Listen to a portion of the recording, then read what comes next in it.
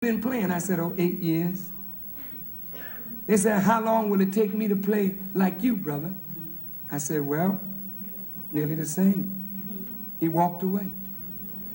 He ain't got patience to work hard at something long enough to become good at it. What do you want? Quick fix? Do you think freedom is an overnight thing, brother? Sister, do you think we can straighten out a problem that took 400 years to make in one day, in 1 week, in one generation? This is a long time struggle. But it's going to take sacrifice, isn't it? All right. I gave up, in the first instance, my music, my life in the world to follow Malcolm X and Elijah Muhammad. I gave up the second time to rebuild this. I gave up a personal life, which was nothing. And I decided to jump down on this work of rebuilding the work of the Honorable Elijah Muhammad. And I knew I could be killed because the atmosphere was such of hostility that I could have been killed in the first year of this work. Now, brothers and sisters, when a man or woman knows that they can be snuffed out and does something, do you think they're doing it for money? See, most preachers that preach, they ain't under no constraints about nobody killing them. Every preacher that you see got a big congregation out here. Go in and listen to what they're preaching.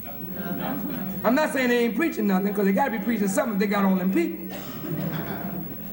But yeah, they got some people. But they're not preaching against this government.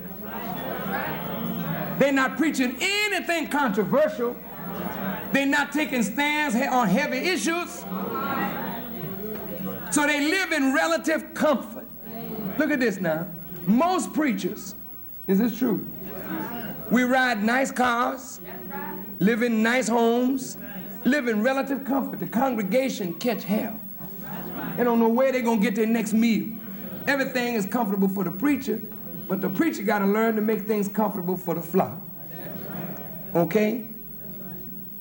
Now the scripture says, all that a man hath will he give for his life. For the first 4 or 5 years, some of you can bear me witness, I ain't asked the people for no money. That's right. Is that right? Come on with it. That's right. How much money did I ask you for to put this building here? Nothing. How much money did I ask you for to refurbish the building? Nothing. No, I didn't ask you for nothing. I did it myself. You know why I did it like that, brother? Writers? Because I ain't no damn thief. I don't want your money. I want you to stand up like a man, stand up like a woman, stand up for your people, stand up for the liberation of all of us. That's what I want.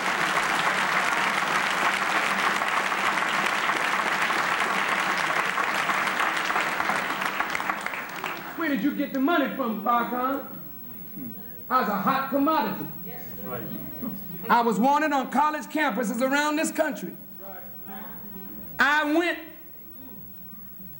on college campuses where they paid me from $1,000 to $1,500 to $2,000 for a lecture. And I would take the money and ask them, I give them the money when they need it. Yes, sir. That's true. And I use the money to build a nation and mortgage my house.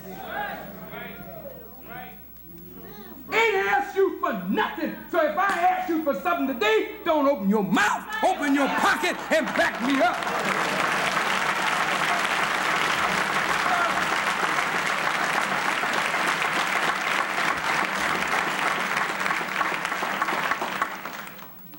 I bought a new suit in 1975.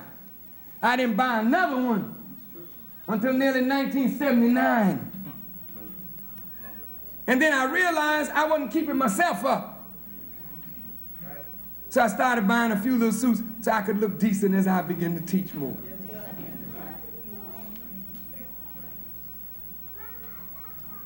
That nigga down there, he just want to rob the people. Rob you of what?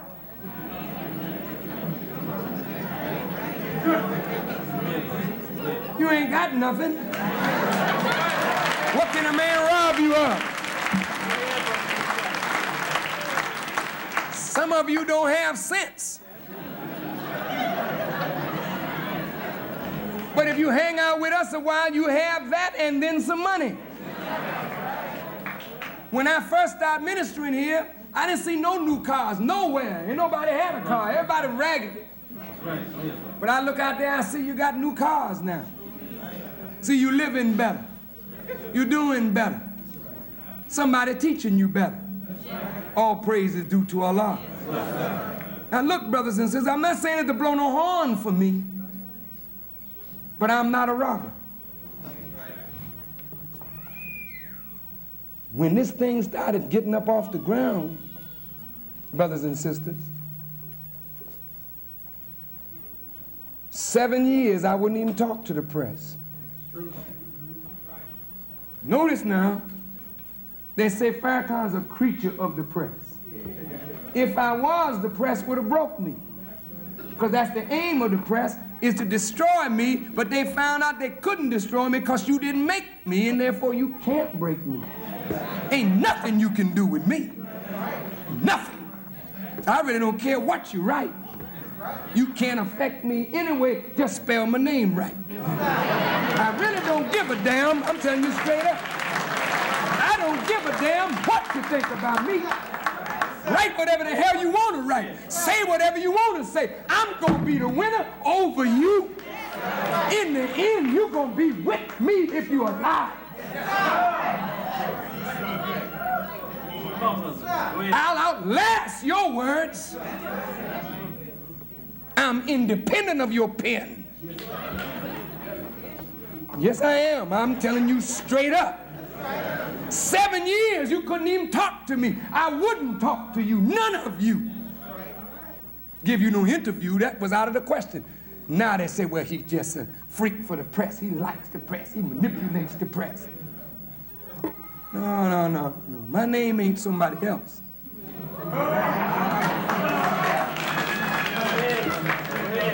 I don't calculate no headlines. I don't make headlines. I just tell the truth. Now the last point I'm going to make is,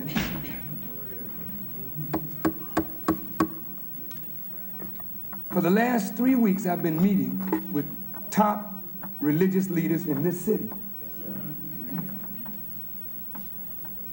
They want to know, Farrakhan, what are you doing? I mean, what's the reason for this? A lot of pressure on the mayor, a lot of pressure on us, the Jews. I mean, they coming down on us. What is this? I said, well, when they got finished, I said, brothers, I said, love got me into this. If I didn't love Jesse, and if I wasn't fighting for his life, I wouldn't be in this problem with the Jews. But if I were not in this problem with the Jews, we wouldn't really see things as they really are. But I want you to see, brothers and sisters, that all your giants are fleas. They're not midgets. They are fleas. Hear me well. I'm not speaking bad about Mr. Johnson and Johnson Products. And I don't agree with Mr. Streeter that we should not buy his products. Because that black brother is in business and he's a good man. And those of us who condemn him don't really know the circumstances under which that man operates. Can I tell you something? You drive by there, you see that big Johnson plant, right? You don't know how much he owes. You see Ultra Sheen. You don't know the mathematics behind it. That man could have made $90 to $100 to $150 million in a year if they didn't rob him. He had the best hair straightening formula. Not that I'm for any hair straightening, but he had the best formula. What they did, they took his formula, they copied it. Then they made him put on his label, could be hazardous or something. And they didn't make Revlon do that, so Revlon took the market from Mr. Johnson. When you go into the stores, Mr. Johnson's products are over here, Ultra Sheen's products over there, but the white boys' products are displayed most prominently. They look out for their own. Now, whether you know it or not, nearly 70% of Mr. Johnson's business is distributed by Jews. Did you hear me? Yes, sir. Now, once Farrakhan becomes a bad nigger, if you pardon the expression, and Mr. Johnson was going to make the products for power, which would have increased his bottom line. If we sold 100,000 jars of toothpaste or tubes of toothpaste and roll on deodorant and whatnot, how much money would that mean to Mr. Johnson if we sold it in a month or 2 months or 3 months? Every time we sell more and more and more our product, Mr. Johnson gets more and more money because he's the manufacturer. Mr. Johnson, for the last 3 years, has been in the red. And because Mr. Johnson wanted to help black people, you hear me? Yes, sir. And help himself in the process, he stepped out there with us on power. Well, he didn't know Farrakhan was going to say what he said. He didn't know that Gaddafi was going to come to Savior's Day, be our guest. Because Farrakhan don't ask them for their permission to do these things. I do what I think should be done. It's a great feeling, man, to be free. When you don't owe nobody nothing. A wonderful feeling. But let me say this. The moment them white boys put that thing in Crane's business report, saying that Mr. Johnson was really the one taking the money from Gaddafi. See how they did that? That's wickedness. That's wickedness. You know why? There are many American businesses doing business with Libya right now. And ain't nobody censured none of those oil companies that are doing business with Libya, pipe companies, pipelines and whatnot they're building for Libya, homes that they're building for the Libyan people. They're being built by American companies. Nobody's saying nothing. Mr. Johnson hasn't taken a dime from Libya. Mr. Johnson got a promise of some money that came from Libya through Louis Farrakhan to him. Now the Jews jumped on Mr. Johnson and said, Mr. Johnson, I understand you making this product for this anti-Semite. See that? How would you like it if I distributed a product for the Ku Klux Klan? Well, he's doing that right now. The man that called him probably was a member of the Klan or some other anti-black movement. You ain't never questioned B'nai B'rith. They don't have no blacks on the board of B'nai B'rith. Anti-Defamation League. All y'all do is clean their office. They don't have you in their meeting. They said to Mr. Johnson, if you make that product, not only will we hurt you in distributing your product, but we will take your product off of the retail shelves. What could Mr. Johnson do? If he stood up and said, go to hell. He could have done that. How would you have helped him? Were you strong enough to back him up? It could have been done. Suppose when they attacked him, Jesse came. Since he's a longtime friend of Reverend Jackson. Suppose Jesse said, let's hold a press conference. You know they would come to hear what Jesse had to say. And Mr. Jesse Jackson could have defended Mr. Johnson, saying that he's not anti-Semitic. He's not a Ku Klux Klaner. He's not a wicked man. And why should he be punished for trying to increase the bottom line of his business when that's what a man is in business for? If those who have benefited from Mr. Johnson, and many in the city of Chicago have benefited from that man's charity, because he bankrolled a lot of people around here, why the hell didn't they come out and stand up for him and say, Mr. Johnson is not this, and we're not going to let you do this to him? If we made enough noise, they'd have backed off, but we punk out. When one of us get in trouble with Jews, the rest of us get back, lay in the cut. Hey, I'm gonna see how you get out of this. I ain't getting too close to him. It's like I got some kind of AIDS now. People don't want to come and hear anything that comes from my mouth.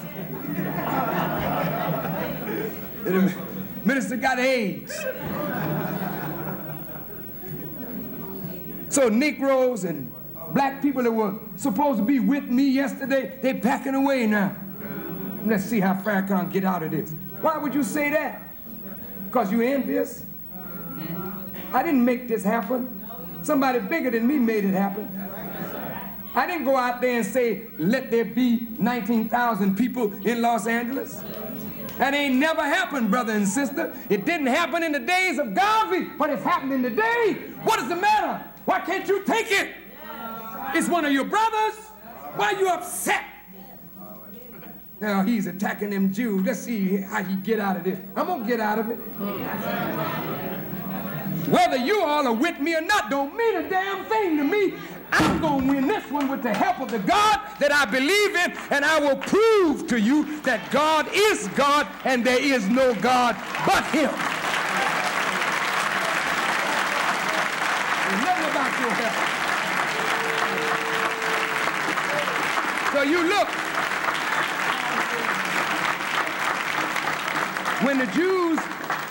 When the Jews attacked me, I didn't come to none of you and ask you to stand with me. Right. Brother, you gonna stand with me?